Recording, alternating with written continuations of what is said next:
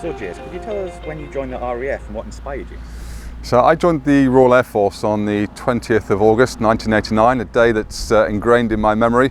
That was the start of RAF Cranwell officer training, 4 months there, which I finished in the December of that year, and then I started basic flying training up at Linton-on-Ouse on the Jet Provost Mark III and then the Mark V in the January of 1990. So yeah, it seems like a long time ago now, but great memories. Yeah. Did you have a type you wanted to go on to? So I joined the Air Force because I saw Top Gun. I don't think it's a lot more any more kind of difficult or complex than that. And I just thought that's the job that I really would like to do. Yeah. And I also had a paper round, and I used to see all the airliners flying over. So kind of I always knew that I wanted to do something with aviation. And I applied to the Air Force, and I got a sixth form scholarship at that time, and that meant that I could do my A-levels with a bit more money in my pocket, do a flying scholarship, and then join the Air Force. But at the time, I really wanted to fly the Phantom. Mm-hmm. It just looked like a big, gutsy, solid aircraft.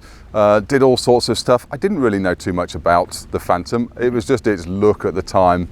And that really carried on through flying training. Unfortunately, when I got to the end of Chivenot, the tactical weapons unit, when they do the streaming, the Phantom had just, the last couple of places had gone maybe about the year before. So I just missed out. But you know, end up flying the Tornado, which was my second choice actually, was you know, a dream come true at that point for a young 19, 20-year-old chap who'd just seen Top Gun a few years ago. So when you joined the GR Force, how much ground school did you have? So the conversion unit for the Tornado, it was the GR1 in those days, was split into two halves. There was TOCU, the Tornado Operational Conversion Unit at RAF Cottesmore, which was tri-national with the Germans and Italians. That lasted, I don't know, a couple of months. The ground school was probably around about 6 weeks, and of course you go from flying the Hawk, which is quite a basic aircraft, to this thing that's got computers, navigation systems, head-up displays, and also a navigator in the back seat that you've got to work with as well. So it's not just you in the front getting on with things, you've got to start working together. And so the ground school was about 6 weeks, which included, I don't know, probably about a dozen simulator rides to get you up to speed. And then you go on to the flying unit, which lasted a couple of months, maybe 4 or 5 months. And that started off with some basic handling of the Tornado, getting used to the wings going backwards and forwards, obviously, getting used to flying with a head-up display, learning how to manage the kit and work with a navigator, this kind of crew resource management, so that you work together. It's the old adage of 2 + 2 = 5. Actually, if you do get that combination, it's really powerful. And then at the end of that, that course actually wasn't that difficult because it's just learning how to fly a different aircraft. The difficult course was what we called the TWICU, the Tornado Weapons Conversion Unit, which in those days was at RAF Honington. And that was difficult. And I can remember the boss of the squadron saying, you know, you've got, of the weapons conversion unit, saying, you've got this far, but now you have to get past us. This was, you know, this was like the UK man's test of, or you know, person's test of, are you good enough to go through to the front line? And that's where you start really operating the Tornado tactically. You start to deploy weapons, you do air combat, and it's about really operating the system now rather than just flying the plane. And that course lasted about 5 or 6 months, and then at that point you're sent off to your operational squadron. Just going back a bit, could you tell us about your first trip in the Tornado? What was it like? I can't really remember my first trip in a Tornado. I think what I can remember as a general concept is going from the Hawk, which was this sports car of the skies, really, like the one you see behind us, obviously not red at the time, and the cockpit's quite tight, and you then sit in a Tornado. It's like sitting in your favourite comfy armchair. The chair seems a lot bigger, it might be, but the cockpit certainly is a lot bigger. It's got a lot more dials and switches and things that you need to focus on. So I can just remember thinking, wow, this thing is big. You know, and then you start to look in the mirrors. You know, pilots have, or aircrew have mirrors in the coaming. It's not just to check your hair when you get out of the aircraft, it's so you can look behind you when you need to. And of course, when you look in the mirrors on a Tornado, you see this great big airframe behind you as well.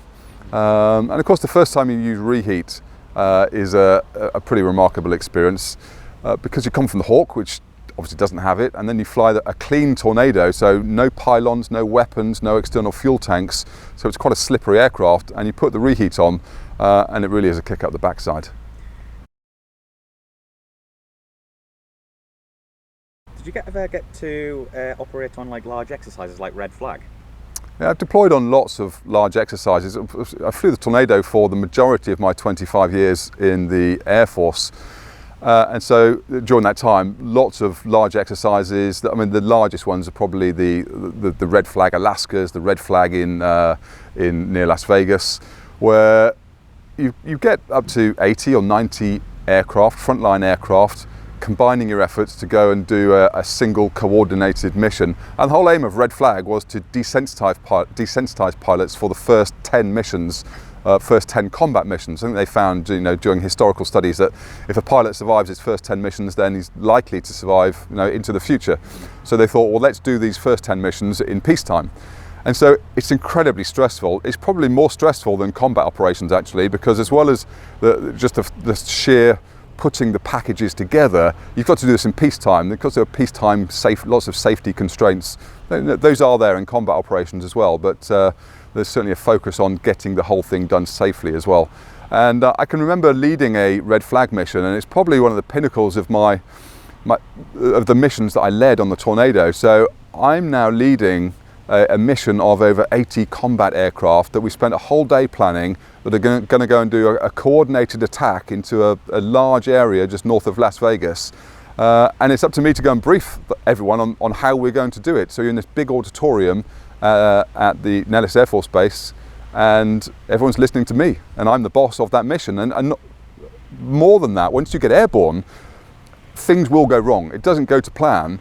And so as the mission commander, you've then got to make calls on what are the airborne priorities and how you're going to do the mission, whilst you're still flying your Tornado at 600 knots at 100 feet, dodging weather and dodging everything else that's going on. So those kind of exercises really do prepare you for what's required on the front line. So have you ever been deployed to operations overseas, like Iraq? Obviously, being a Tornado pilot over the last 25 years, the Tornado has been continuously in operation since the first Gulf War, and is still on operations today. And so during my time, Iraq, or flying over Iraq, was a regular haunt, whether that be from Saudi Arabia, Kuwait, Qatar, or anywhere else. But regular missions. In the early days, it was patrolling the no-fly zones, the northern and southern parallels, and then obviously, as things changed over the last decade or so, then plenty of operational missions in that area. I was deployed to Kosovo, but I never actually crossed the border. I got airborne on a couple of missions, but it was at the time when it was a good thing that missions were getting cancelled, because actually there was some peace progress going on the ground. So that was my Kosovo kind of war, was just hanging around this side of the border. And I've been deployed to Afghanistan as well, but not in an aircrew, not in an airborne role. I was a wing commander at the time, so I was working in the headquarters, kind of coordinating lots of the air missions. But the Tornado, like I say, it's been the backbone of the Royal Air Force for a long time, and I think it's got another couple of years to go, maybe. But it's a stalwart of operational service for sure. Yeah. So what squadrons were you actually based with on the Tornado? My first squadron was 27 Squadron, which is no longer, well, it's still a squadron, but it's a helicopter squadron now. It's no longer a Tornado squadron, and that was based at RAF Marham. When I finished the weapons conversion unit, I wanted to stay in the UK, and so I was quite pleased to go to Marham and join one of the squadrons there. Halfway through that tour, the squadron disbanded and re-rolled as 12 Bomber Squadron. We replaced the Buccaneers up at Lossiemouth, so it meant a squadron move up to Lossiemouth, and we then took over the anti-surface warfare role with the Sea Eagle. So as well as a change of location for the squadron, it was an entire change of role as we went up north. I then became a flying instructor, but my next Tornado squadron was 9 Squadron out in Germany. And at that time, we were the first squadron that changed from the GR1 to the GR4. Okay. So not too many changes. As you look at the aircraft, it looks the same, but quite a few internal changes into how the aircraft works. And then my final squadron was 31 Squadron, once again back at Marham, where I was a flight commander. So overall, did you enjoy your time on the GR4, and how many hours did you get? I've got around about 2,500 hours on the Tornado GR4. My memories are amazing. The memories of the flying are incredible, but I'm sure everyone that you talk to will talk about the people that they're on the squadrons with. Pilots, navigators, engineers, support staff, they're very close-knit units, and I've got great memories. Unfortunately, I don't have too many photos of it all nowadays, Yeah. but one day I should probably write a book. Yeah, I think that'll be good. Most of it's probably classified.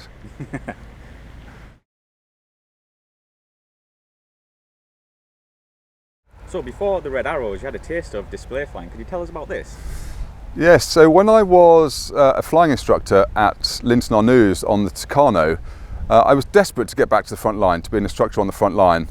I enjoyed instructing, but I managed to escape instructing a little bit by being the Tucano display pilot in '98, I think, which was great. It's at the time it was it was a massive privilege to go around Europe mainly on my own, but with a spare aircraft as well, and display the Tucano. And it's one of those aircraft that you can actually display from a piloting perspective, and I really enjoyed it. It was demanding. It was my first taste of display flying, and some really good memories of going around Europe. The aircraft at the time was painted black with yellow stripes in it, quite a distinctive paint scheme on it, and whether the people on the ground enjoyed it or not, is up to them. But I certainly enjoyed it in the air. Yeah. So when did you first decide you wanted to join the Red Arrows?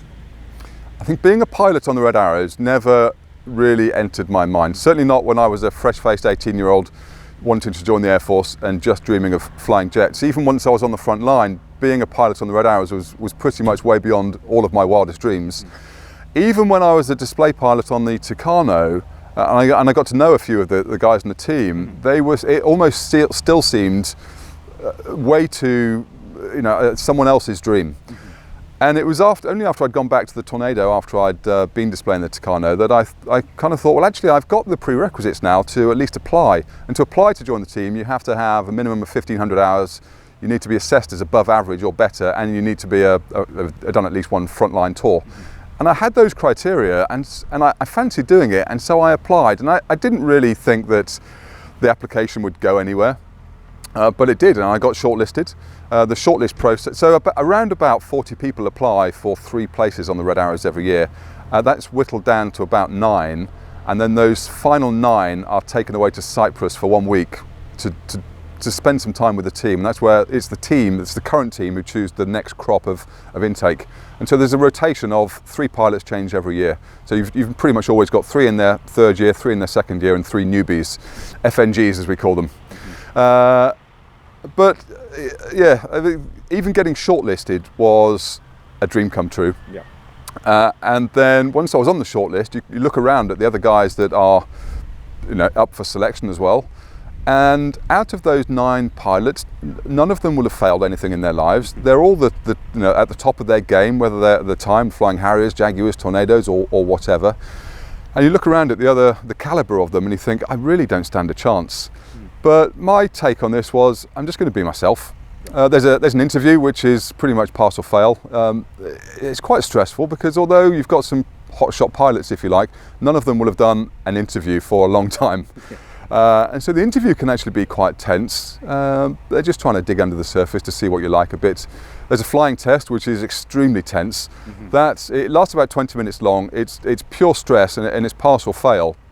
And what you do, you do a couple of loops and a couple of rolls in 2 different formation positions, and obviously you've got a safety Red Arrows pilot in the back seat because you at the time might not be current on the Hawk. I certainly wasn't. I'd been flying Tornadoes, and what they're looking for there, and obviously I've been on the other side of this now as a leader, what they're looking for is to see an improvement. To see that you're not a complete shambles and that your flying records bear some semblance to what your actual ability's like, but also to see what your levels of improvement might be. And of course, it is a snapshot. Some people can have on days, off days, but that's part of the selection process. So you need to just pass that. Clearly, if you pass it really well, that's a good thing, but you just need to pass it. Yeah.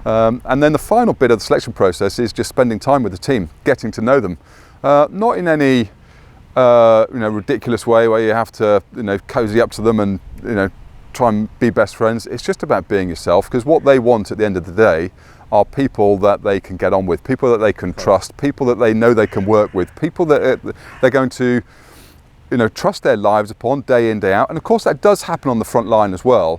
It's just on the Red Arrows, it's a much closer team because it's the same team every day. So it's, the principles are there throughout all of my aviation flying. They're just taken to a different level on the Red Arrows. So to answer your first question, did I ever think I'd stand a chance of getting in? Absolutely not.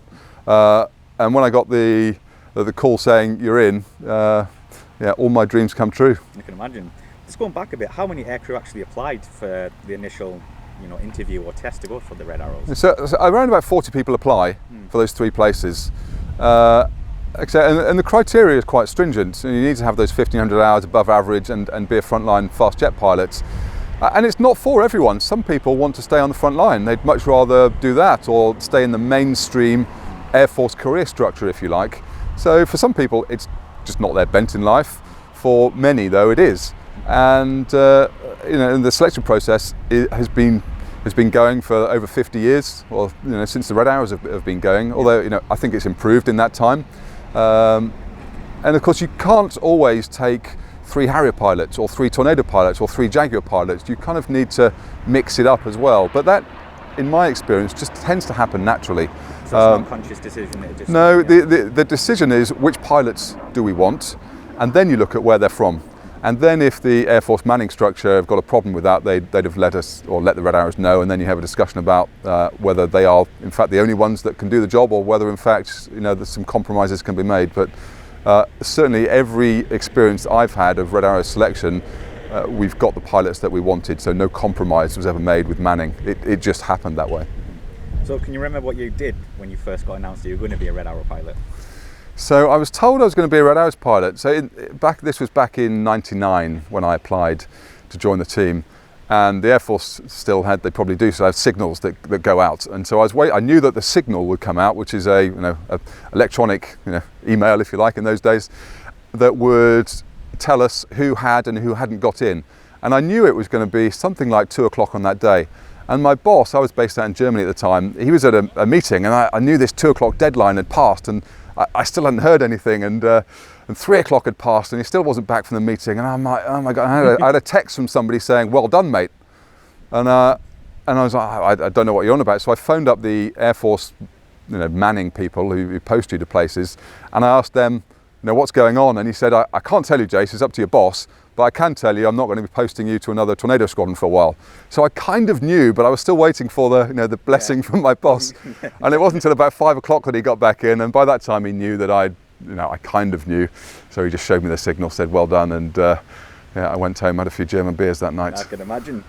So what were the next steps once you became a Red Arrow pilot for the training? So once I sobered up from realising that I'd got in, so I found out in about the April time, and new pilots join the team they join the team at the end of August. But before they come and join the team at Scampton, they have to go to Valley to go and refresh on the Hawk if they're not current on the Hawk, which I wasn't. So that's quite a quick process.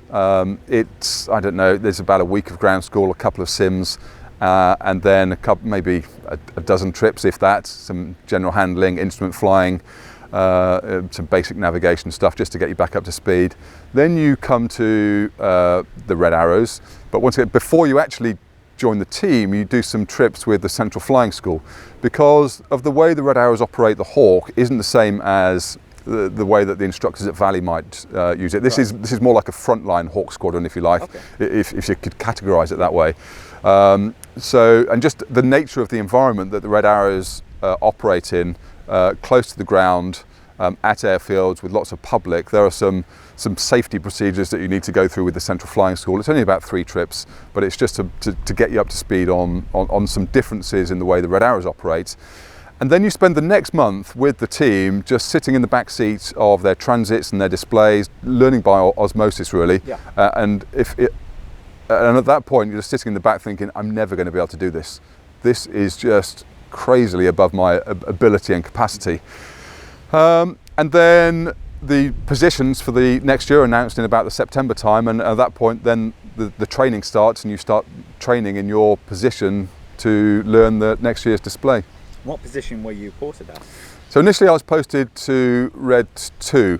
So on the Red Arrows, all of the even numbers, if you imagine a diamond shape with the leader at the front, on the right hand side of the leader are numbers 2, 4 and 8, so all the even numbers. On the left hand side are all the odd numbers, 3, 5 and 7, and then in the middle, that's where the synchro pair are, they're reds 6 and 7. So I was red 2 in my first year, which was just immediately to the right of the leader. And then I went from, in my second year I was lucky enough to be selected to fly in the synchro pair. So out of the intake of 3, or my intake of 3, one of those is chosen to be the next year's synchro leader at the end of the first year, where you go and fly as red 7, which is at the back of the diamond, and then red 6 is the leader of the synchro pair. You kind of naturally go into that position if you've been the number 7, and that's red 6 in the middle of the diamond. So you could tell us, like, how do you even start going about learning the manoeuvres that they do every day? Like, where does it begin? The learning process, but the premise behind everything on the Red Arrows has to be safety, and it is. Of course, when you watch things from the ground, you want it to look exciting, dangerous, get the crowds going, wow, isn't that amazing, thinking the synchro pair are going to collide and all that. But if it's not safe, it can't be done. There's this simple line. And so it's a very slow building block process, where we'll start in very small formations of 3 or 4 aircraft at maybe 3,000 feet, doing some looping and rolling. And whilst aircrew might have done some basic aerobatics before, certainly if they've come from frontline aircraft, they won't have done it for years. And so it's just getting used to being in formation at some weird, funny angles. And then gradually, there's maybe 10 trips at 3,000 feet, another 10 or so at 1,500 feet. Then you step down to 1,000 feet, 500 feet. And then 300 feet is a base height for doing formation maneuvers. So you slowly come down in height, and you slowly increase the formation sizes as well. So, and it's done at the pace of the slowest learner, if you like, because once again, everything's got to be safe. And some pilots might struggle. No, but that process to go from 3,000 feet down to 300 feet might take maybe 2 or 3 weeks. Okay. And at that point, you'll start to build the formation size up. So some of the second year pilots will start to get involved, and they'll fly on the outside of some of the new guys. And of course, that gives you valuable feedback on how you're doing, what your control inputs are, whether they're all too late, whether they're too big, whether you're too wobbly, all those kind of things. And then once you've increased the formation size, you can then start to learn all the different formation shapes. Right. And so, once again, this is a very slow building block process. So when we start in the September, by about the December of every year, probably the main formation, which is everyone bar the synchro pair, they're doing their own separate workup. Yeah. So the main 7 formation aircraft are probably flying as a 7 ship, and they've probably learned most of the constituent formation positions, if you like. Then you've got to learn all the second half manoeuvres. And so the Red Arrows display is about 10 minutes of graceful formation aerobatics as a 9 ship. And then all the crazy stuff happens in the next 10 minutes, where the jets are going everywhere. Of course, each of those manoeuvres needs to be learned individually. And then they need to be strung together.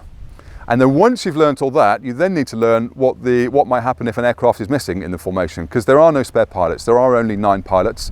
It's too complex even for the pilot to the right of the leader to fly on the left. It would be like flying with your right hand in your left hand. It just, quite difficult thing to do, certainly to the standard that the Red Arrows need to be at. Yeah. So once you've learned all the formation shapes, you've learned all the second half manoeuvres, you then need to learn how to fly some of those manoeuvres with contingency plans. So what if someone's missing? And that might be a bird strike on the day, it might be an aircraft going US on start, it might be someone's radio not working. They're old aircraft, they do go wrong sometimes. So you have to learn all of these contingency plans as well.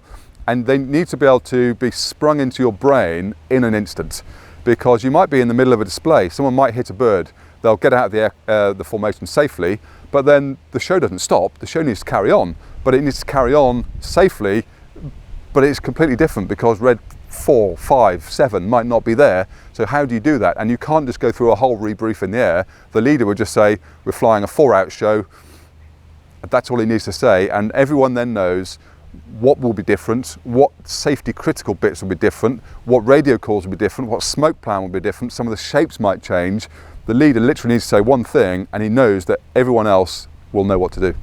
Does it make a difference? Is it the same plan if one Red Arrow, say red 4 disappears or red 6 disappears? Is it the same plan, or is it different for each? It's different for each Each one, and of course, as well as that, there are 3 different versions of the display. There's a full display, which is the looping, a rolling display, which means you can't loop because of the cloud cover, but you can still do barrel rolls, and then the flat display, which is for the bad weather option. So there are 3 displays. You've got lots of different contingency plans for both displays. So as well as learning how to fly, you've got to learn all of the standard operating procedures. And in my 25 years in the Air Force, and I've done an awful lot of operational flying on the Tornado and instructing, this job on the Red Arrows is by far the most demanding because it's relentless. It's non-stop. You don't get a break. Even just doing a practice in the middle of winter at Scampton, there'll be someone watching. If something happens, the purpose of the Red Arrows is promotional. It's public relations. It's media. You put yourself on a pedestal. So as well as just the sheer physical hard work and the mental hard work, you've got this kind of reputational can that you carry as well. You're representing not just the Royal Air Force and everything that stands for, but the UK as well when you go overseas. So it's the most demanding job I've ever done, but it's the most rewarding as well. And when it all comes off, it's an incredibly satisfying thing. Yeah.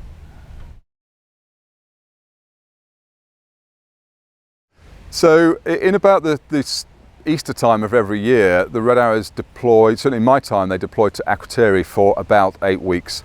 And the purpose of that, there's a couple of reasons for doing that. It's not just about going and enjoying some time in the sun, although there is that. From a team perspective, it means that we get away from a lot of the distractions. Mm-hmm. Some of those might be family distractions, going home at night, from work distractions, emails, phone calls, the visits, the corporate visits that the Red Arrows do. It's getting away from all of that so that you've just got one thing to focus on, which is putting the polish onto the display. It also allows us to do that in pretty much guaranteed good weather. So it means that if we want to go and practice a week's worth of full displays, we pretty much know that we can. But it also allows the team to fly over lots of different venues. So at Scampton, they're pretty much flying up and down the runway. It's one of the largest runways in the UK, 9,000 foot long, 200 feet wide.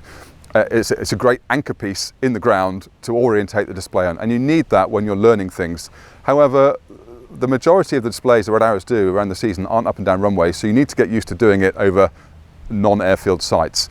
So Akrotiri gives us the opportunity to do that away from the airfield but still on the airbase, and it also gives us the opportunity to practice the display over the sea, which is where lots of the UK display sites are, and that brings its own challenge. You don't have the same texture underneath, the same visual cues. You have to be wary of glassy sea, misty horizons. It might be that the leader is happy to do loops, but he's not happy to do barrel rolls, because barrel roll is one of the most dangerous maneuvers you can. It's probably one of the most simple maneuvers, but if you get it wrong, it can bite. And if you get it wrong over the sea with a poor horizon with 8 aircraft following you, you get it very wrong.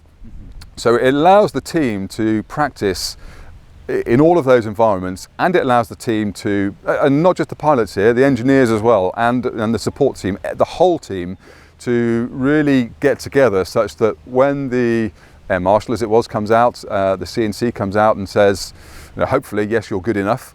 At that point, the team, they're not just good enough from a flying perspective, but from a whole operational perspective, and they've got the ability to work as a team throughout the UK season.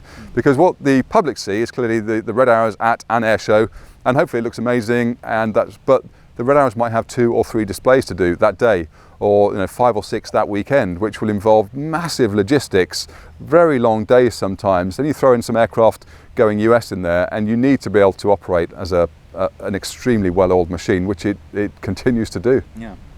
So can you remember the day you first got your Red Arrow suit?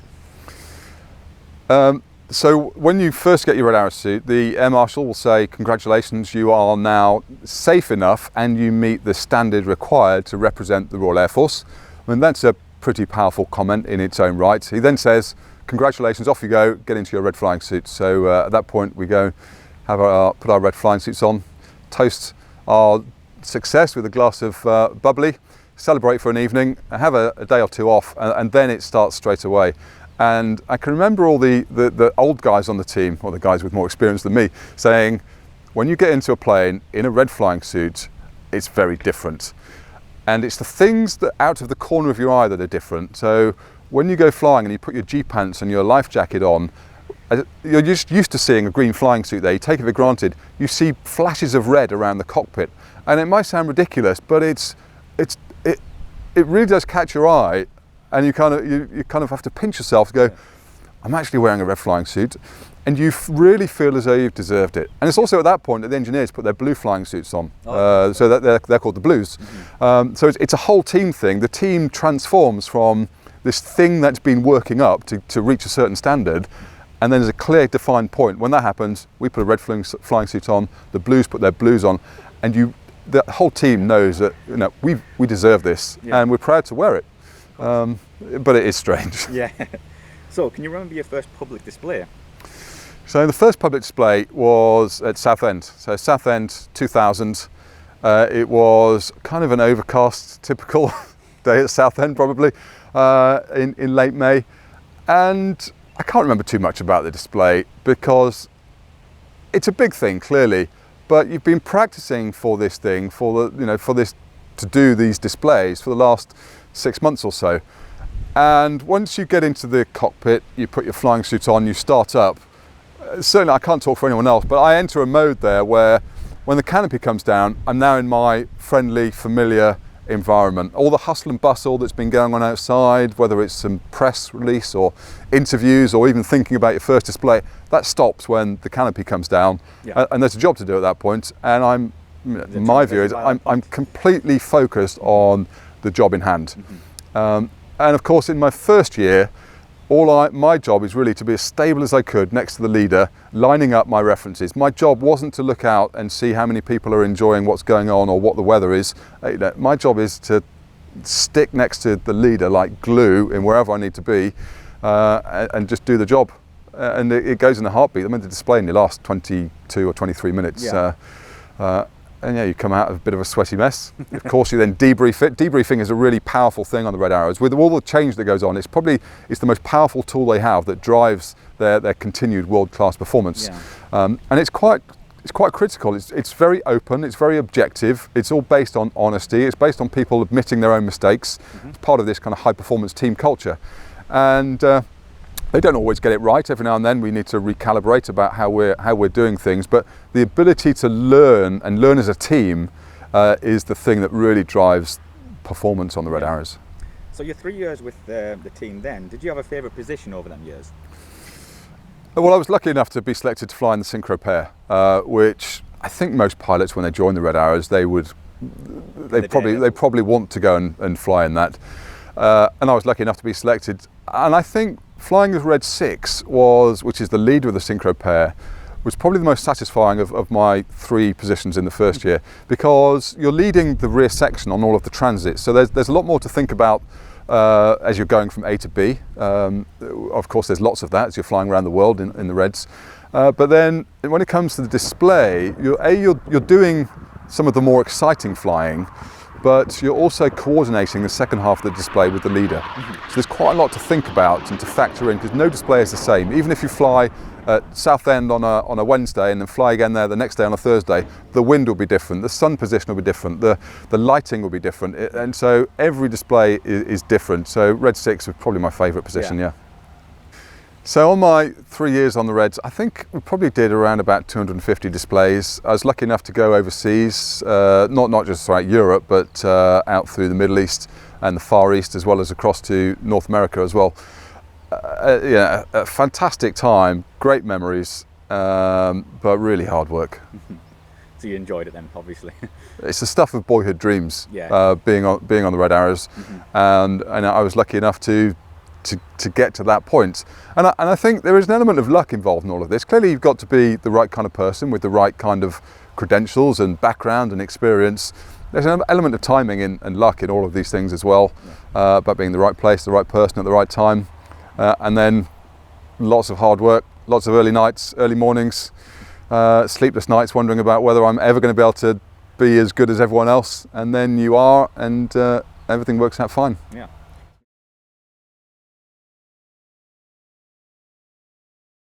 So once I left the Red Arrows, I was posted back to the Tornado to be a flight commander on the 31 Squadron at Marham, which was great. It had its own challenges, being in a more executive position on a Tornado squadron, and I really enjoyed that. After that, I was sent off to, it was time for the desk was calling me, so I went off and I was the personal staff officer to a 3-star Air Marshal, which once again was interesting, dealing with the things that he was dealing with at that level. And it was around about that time that I knew the position for Red 1 was coming up again.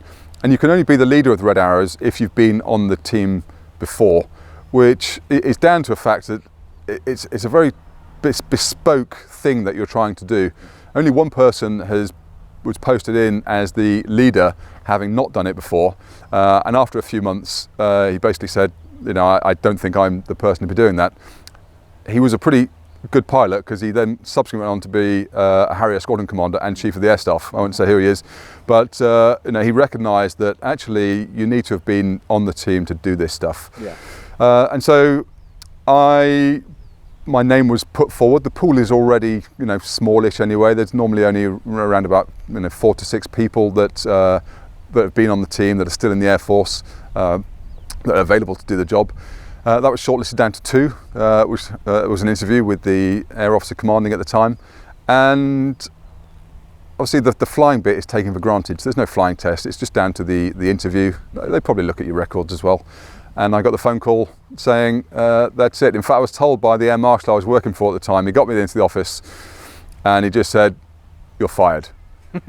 I kind of knew that I was fired in a good way. So how long did that process take? The process so the interview to be selected for the leader was in around about the April time, and I knew within a couple of days that I got the job. And then the coming back to the Hawk, the process is very similar as it was the first time round. So you need to go to Valley, because I was flying the Tornado at the time, I wasn't current on the Hawk. So a quick refresher course, back to fly with the squadron in the back seats. And of course at that time, I was really just flying with the then current leader, who is Dickie Petunis, just seeing what was going on. And I can remember doing one display, or he was flying the display, I was in the back seat. It was a Blackpool, it was really windy, the weather wasn't great, and he was working quite hard in the front, and I was sitting in the back seat once again, all of a sudden doubting my ability, severely doubting my ability that I'm going to be able to do this. Really? And that's having been on the Red Arrows for 3 years anyway. Of course, the leader's job is very, very different. It's got to be smooth, stable. In terms of the flying might not be quite as dynamic, but there are a million other things that you need to be thinking about at the same time. And so, I started flying. So the process to fly as the leader, you just need to, as opposed to flying on someone's wing at height and working down in altitudes, you need to be actually doing the aerobatics yourself with someone else on your wing. So there's once again a very gradual process so you can safely fly aerobatics down to 300 feet, and then at that point you start leading the new guys that you've selected, and you are the team leader, and you're the one with, I guess, the big pot of experience that's imparting that along with the second and third years to the new guys.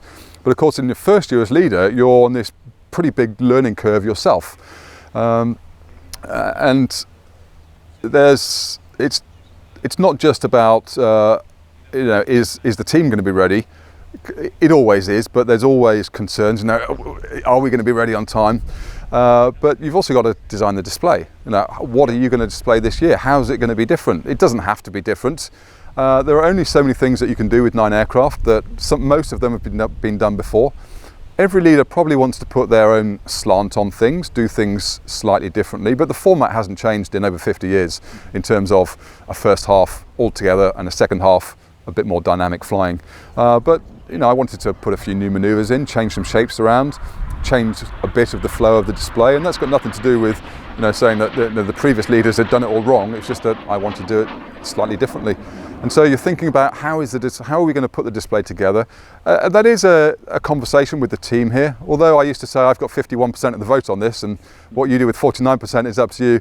The reality is that you've got to be quite, you've got to have a team approach here, and discuss, this is what I'm thinking, take some of their inputs on board. We also sometimes ask the public if they've got any new manoeuvres that they want to fly. Most of them are rude suggestions that are actually impossible to fly, but occasionally they come up with a really good idea.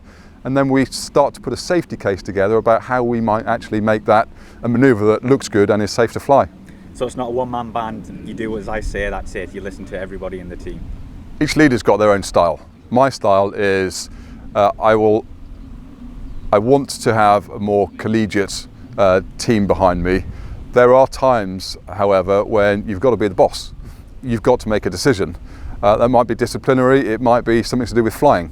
People talk about the loneliness of command. Sometimes it is quite lonely being Red 1. You've got an office down at the end of the corridor in the squadron behind me. It's deliberately a long office, so when the Red Arrows moved up from Cranwell to Scampton, the warrant officer, the adjutant at the time, said to the then leader, you need your office right at the end of this corridor. And the boss at the time said, why? He said, so that when you give bollockins out to everyone, they really worried themselves as they walked down this long corridor towards your office. But also, you're out of the way because lots of visits happen to the Red Arrows. You can hide yourself away if you need to think about what you're going to be doing next. The flying is obviously the most important thing. So what other aspects did you have to take on as leader rather than just flying? I bet it was a bit of a nightmare, was it?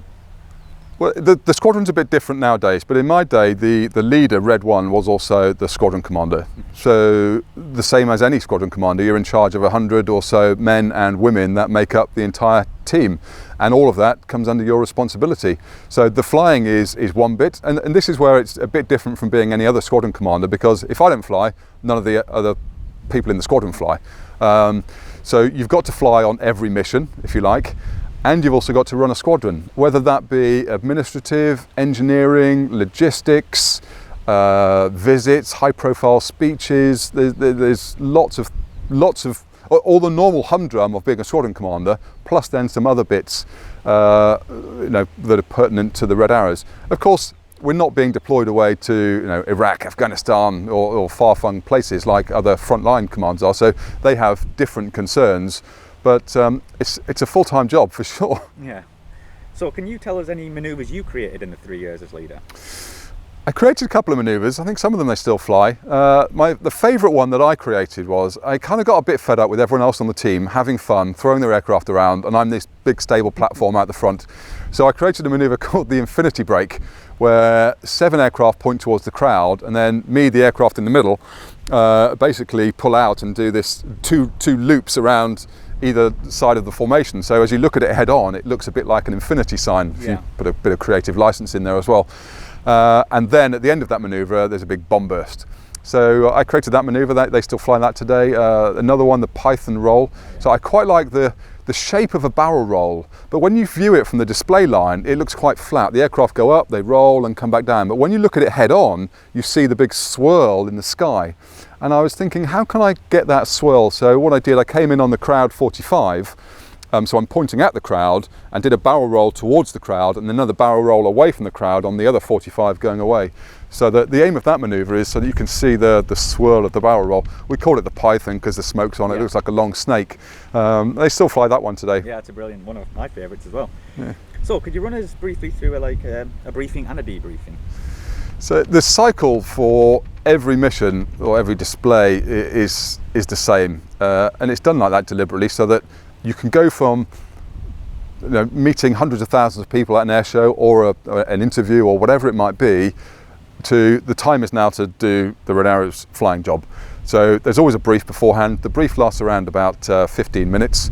They talk about the specifics of that display site, any hazards that there might be. They talk about what display they think they might fly based on the weather, but clearly we're in the UK, the weather can change, and the Red Arrows have the ability to flip from a full to rolling to a flat display as many times as they want. But they'll talk about what they think they're going to do, and they'll also talk about the things that they're going to improve on from the last sortie, so they're fresh in the forefront of the mind.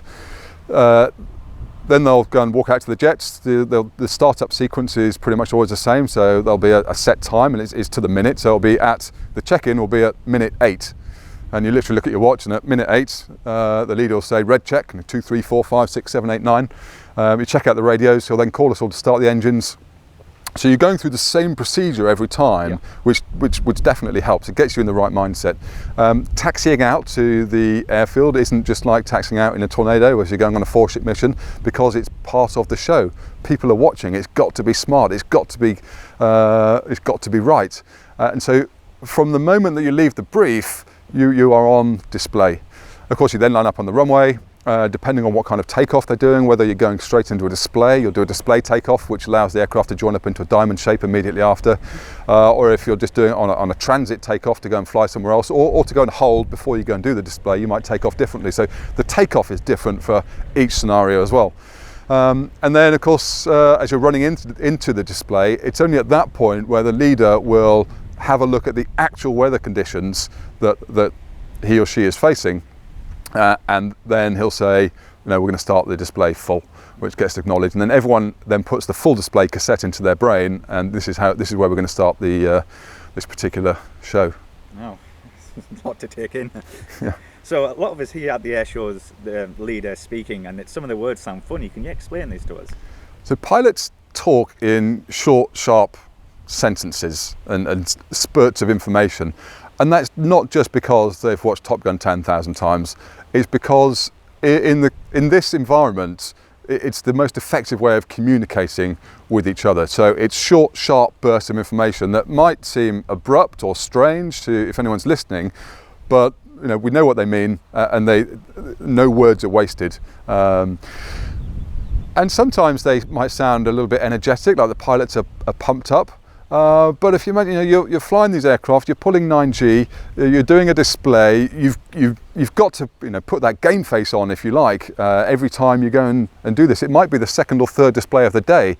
It's got to be as good as the very first display that you did as a 9 ship, or even better. Mm-hmm. And so sometimes people will inflict some energy into or a different tone into the way they're communicating. So for me as leader, if I wanted to just do a normal bend, I would say tightening. If for whatever reason I need to pull a bit more G, I would just put a bit more inflection into the way that I'm saying it, and the rest of the team would know that I'm going to be pulling a bit more G. So that means that they know they need to pull back a bit harder on the stick just from the way that I'm saying things. So of course, when you listen to it over the radio at an air show, you might think, this sounds gobbledygook, why are they shouting? Sometimes they are shouting, and they shouldn't do, but it's just a very good way of communicating. I think it becomes part of the actual show as well, and makes it a bit better as well. I think so, and the commentator clearly puts some bits of that across as the display's happening, and that is part of the show as well. So that break now, and you can hear it and then you can see it.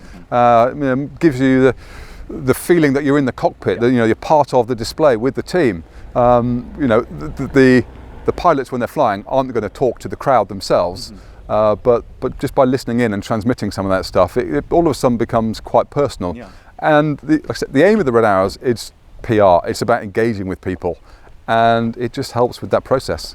So how did you deal with the PR and become a celebrity, I guess, in essence? It's a nice kind of celebrity, if you like. I'm not sure it is actually a celebrity, but I know what you mean. If I've just done a Red Arrows display in front of 100,000 people on the beach, and we go down there to sign some brochures and give things away, and I'm in a red flying suit, you feel a bit like Robbie Williams at Nebworth. Yeah, I can imagine. It's amazing. But 10 minutes later, I can take my flying suit off, go down to Sainsbury's, buy myself a sandwich and a bottle of Coke, and nobody knows who I am. Yeah. So I don't get the hassle, if you like, that celebrities might get. And it's important that the pilots and the team enjoy it, that they don't take this stuff for granted, but you can't let it go to your head. No. And it could do quite easily. There are no egos, or if egos do arise, it's my job as a leader to kind of say, just remember, we are just normal Royal Air Force pilots. We're very privileged to be doing this very special job. We've got mates at the moment that are living in much worse conditions than this on operations. We're just lucky to be doing this. So let's enjoy it. Let's make the most of it. Let's engage, but let's not let it go to our heads.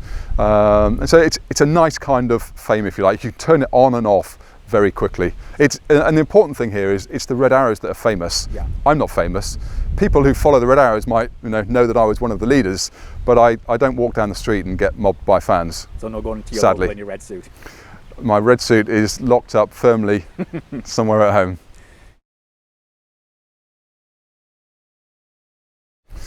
So part of the role of the Red Arrows is not just PR in the UK, it's about diplomatic liaisons and engagement overseas, waving the UK PLC flag.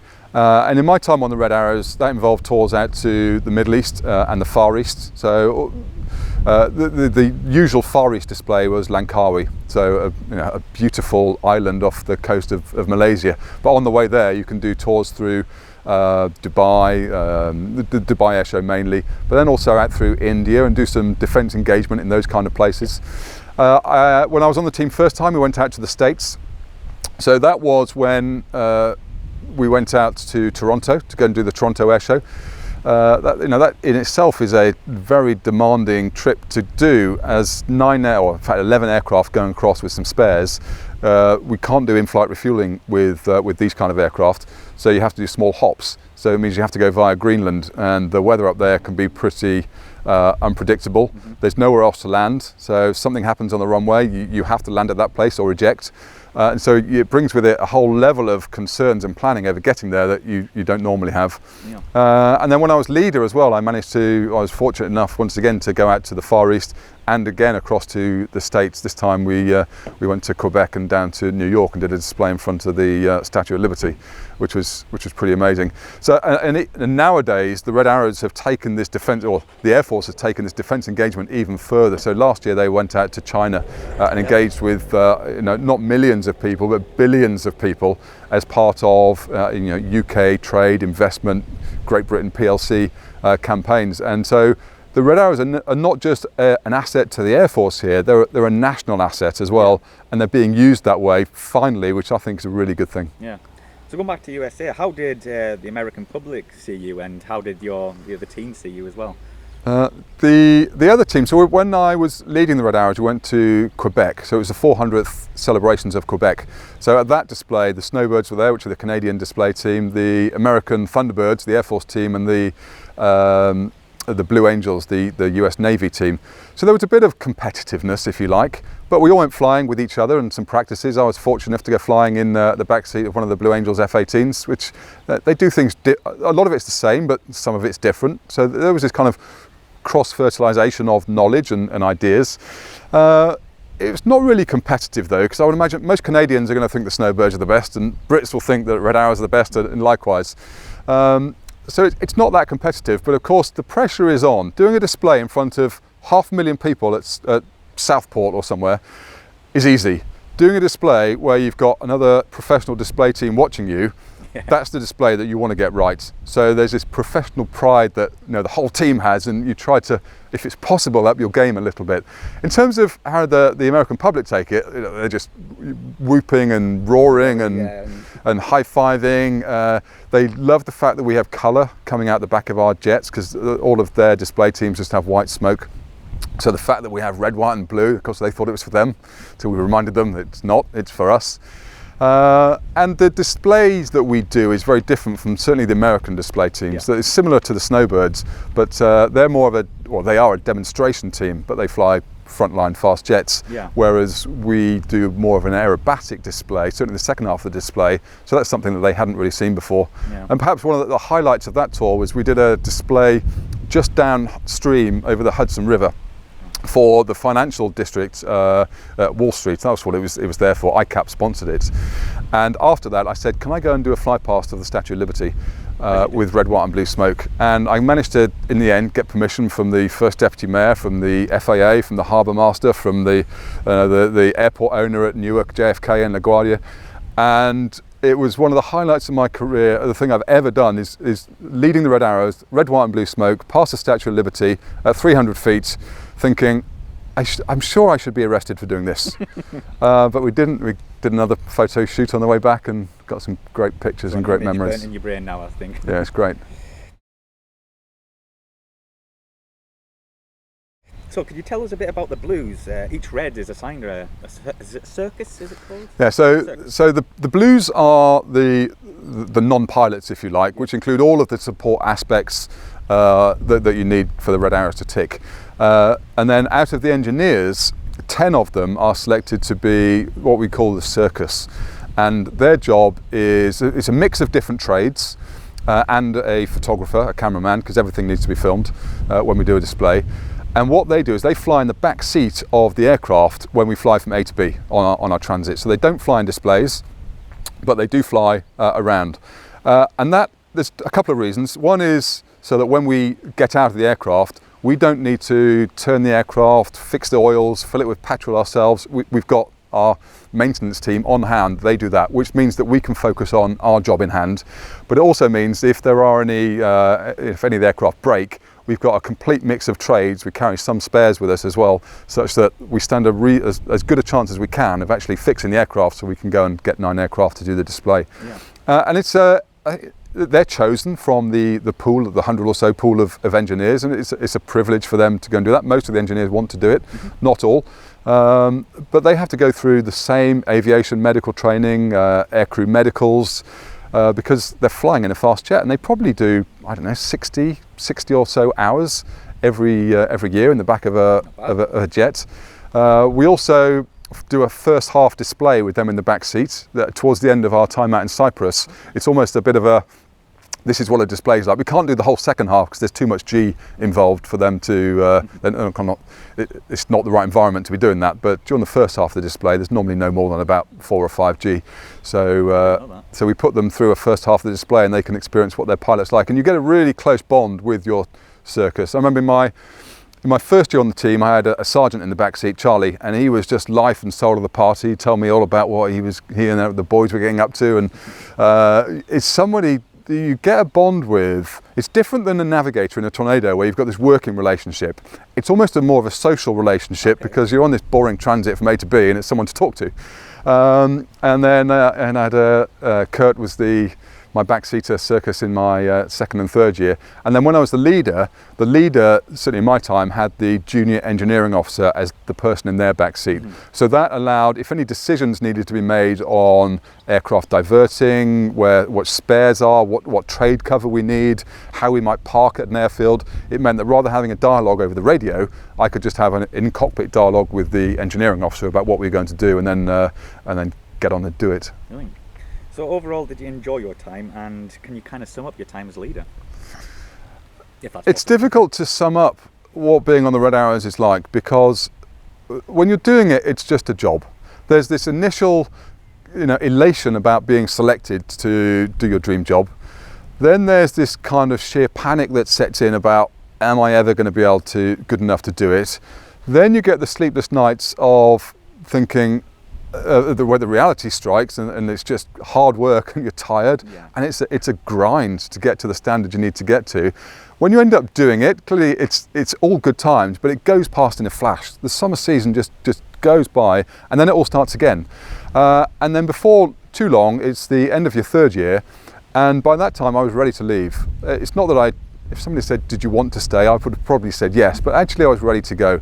It's a massive personal commitment. It trashes your summers. We're all frontline pilots. We're all used to spending time away, but it's not going away for 4 months and then coming back for 6 months. It's going away for 2 days, back for 1, away for 1, back for 3. It's that kind of lifestyle, which means that every barbecue, wedding that the family gets invited to over a 3-year period, you don't go to. And so I was ready to leave, but with some, the best friends that I've made in the Air Force, and just the best memories. As the leader, it was very similar emotions. I was definitely ready to leave at the end of my third year as leading. And it's right that it's only 3 years. You wouldn't want any complacency. I'm not saying that complacency would slip in, but it would be a possibility that it would slip in. And also you want a different challenge at that point. But yeah, leading the Red Arrows, and I was the 18th leader. I think they're up to number 22 now. The fact that I can say I did that, and if I wind back the clock to this fresh-faced 18-year-old joining the Air Force in August of 1989, to think that I'd be a wing commander leading the Red Arrows, I would have just said there's absolutely no chance. I've got more chance of being an astronaut.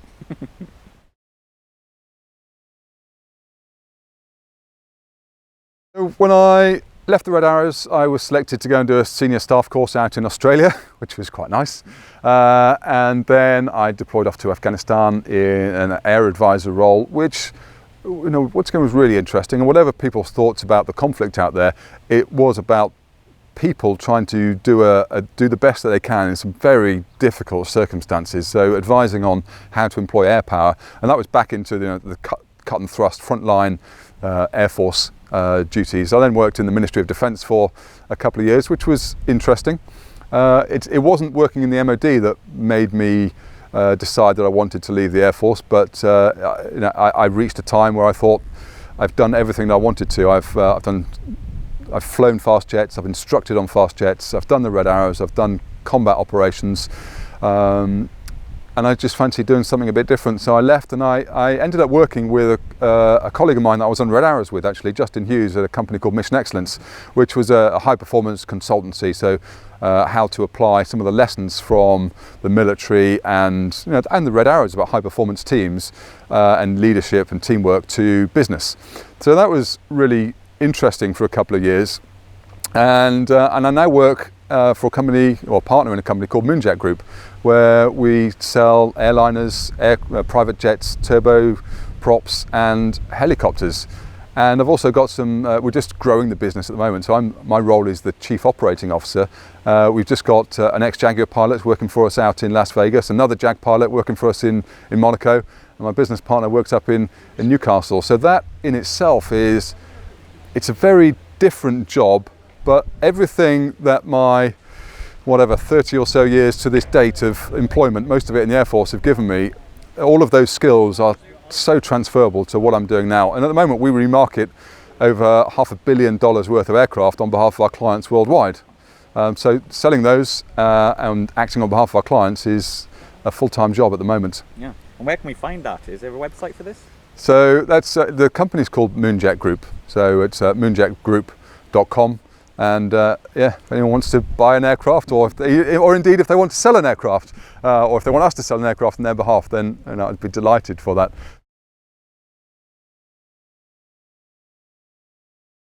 So Jas, do you have any hobbies? Well, with two daughters, 20 and 18, and two step children aged 14 and 12, they tend to take up most of my time, although my daughters are at university now. I live by the sea, so I like getting out into the water when I can. I like road cycling. I play the piano badly, and my golfing days, unfortunately, have gone away. But I think I probably spend most of my time at the moment walking with a dog. I've got a crazy dog called Barney. Me and my wife Yolanda like taking him out, but all very different. People often say, do you miss this fast-paced world of fighter pilots and the Red Arrows? And of course there are bits that I miss, but I'm actually scared of heights. I don't like climbing up ladders. I don't like tall buildings. And I'm actually looking forward to, I'm going to start flying again shortly for the Air Cadets, for the Air Experience flight at Bristol. And I can still remember being a young 13-year-old Air Cadet going flying in a Chipmunk, thinking, my life has been made. I've flown in a Royal Air Force aircraft. This is just the best thing ever. I could genuinely feel that, still remember that. And if I can give that kind of feeling back to today's 13 to 18-year-olds, then it's something that I actually want to give back. Clearly I'll get something out of it as well. I'll go flying again, something a bit slower, something that I can probably cope with nowadays. But the main reason is just to give something back. And I went back to my previous Air Cadet unit a year ago, did a presentation evening, and the things that they get up to nowadays are far greater than anything I did when I was an Air Cadet. And it's an astonishing organisation. And if I can support it in any small way, then I will do. And finally, I'm a patron for a charity called Turn to Starboard, which is a military-based charity, sailing charity based in Falmouth. It was set up around about 4 years ago to help with the rehabilitation of military people, basically coming back from operations. So there's no medical treatment, it's just about taking them out of what might be their normal environment and helping them to readjust. But the charity's grown massively in the last couple of years, so we now, as well as providing that kind of service, we've opened it up to families as well, because clearly families have to readjust to their loved one coming back from operations as well, and also provides some qualifications for people leaving the service. So I'm really proud to play a small part of that team with Turn to Starboard. That sounds great. One for my viewers, which they'll want to know, do you have a favourite aircraft? So my favourite aircraft, the favourite aircraft I've flown is the Hawk, because it's like the sports car of the skies. Mm-hmm. I can remember taking, some celebrity flying, and I gave him control, and I basically said, you can do what you want with this plane, you know, you're not going to break it. So that's the favourite one that I've personally flown. I've had a backseat ride in a Typhoon, Oh, wow. which kind of puts my Tornado afterburner stories and performance to disgrace. But of course, it's a next generation fighter. That in itself is phenomenal. Yeah. So I think, yeah, if I had to pick, no, the Hawk is my favourite one that I've flown. I think the Eurofighter Typhoon in terms of performance is, you know, the biggest one. The only aircraft that I didn't fly in that I wanted to was the Harrier. I'd quite like to have just gone up and down, but then Harrier pilots, you know, oh sorry, Harriers don't go that fast. They're kind of medium jets. Yeah. Yeah, my apologies to any Harrier pilots that might be watching. Finally, do you ever get sick of talking about aviation? I never get sick about talking about the Red Arrows, you can probably tell, or about my flying career. It's difficult sometimes not to talk about it too much. I was interviewed once to be the Aircrew for the Duke of Edinburgh, and I got through the selection process to the final bit of the selection where it was just a one-on-one, myself and the Duke of Edinburgh in King George's study in Buckingham Palace, and it was, you know, a very nice conversation. He's a lovely gentleman, and then we started talking about flying. And at that point, I probably went from interview mode to a bit more relaxed, to maybe a bit more casual, and probably a bit more enthusiastic. I didn't get the job, and one of the feedback was that you know, the Duke thought that I might be a bit arrogant based on my ability to kind of dominate conversations when it comes to talking about flying. So yeah, I love talking about flying. I could talk about flying till the cows come home. I've got endless memories and stories, as I'm sure most people are who've flown in the Air Force. Brilliant. Well, thanks for talking to us. Thank you.